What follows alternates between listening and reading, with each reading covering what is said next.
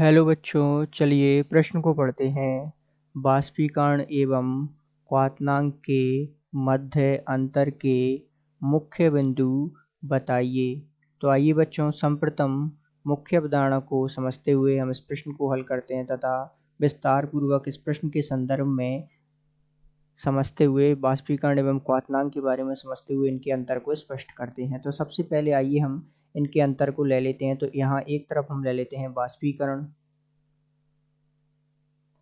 तथा इनके अंतर को स्पष्ट करते हैं और एक तरफ ले लेते हैं हम क्वथनांक।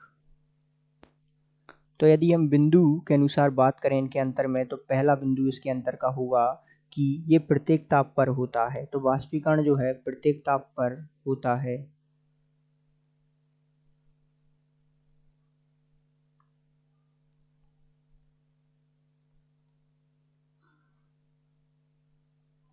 और यदि वहीं बात करें हम क्वथनांक की, तो इन दोनों में अंतर जो है इस प्रकार होगा। क्वथनांक जो है एक निश्चित ताप पर होता है।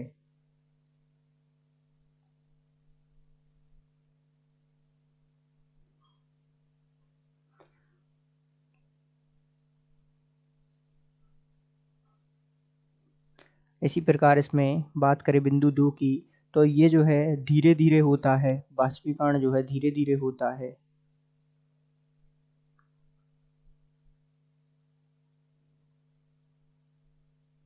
इस प्रकार इसमें बिंदु 2 की बात करें तो क्वथनांक जो है जल्दी जल्दी होने वाली प्रक्रिया है।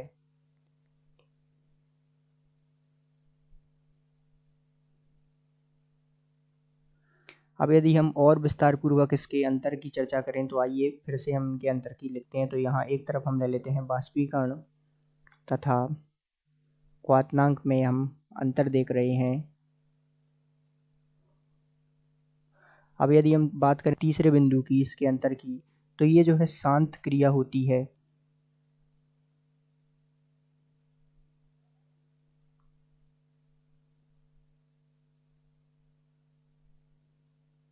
वहीं बात करें हम तीसरे बिंदु क्वथनांक की अंतर के रूप में, तो ये जो है ये क्रिया में ध्वनि उत्पन्न होती है। तो इसमें जो है ध्वनि उत्पन्न होती है। इसी प्रकार बात करें चौथे बिंदु की अंतर के रूप में, तो ये केवल ऊपरी तल पर ही होता है। अर्थात बाष्पीकरण की प्रक्रिया जो है ऊपरी तल पर संपन्न होती है।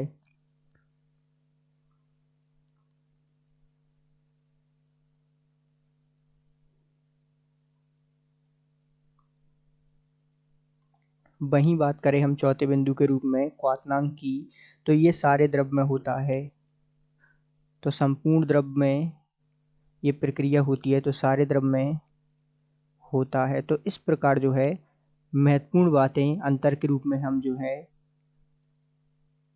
बाष्पीकरण तथा क्वथनांक के बारे में जान सकते हैं और उनके मध्य अंतर समझ सकते हैं। तो आशा करते हैं आपको समझ आया होगा। धन्यवाद।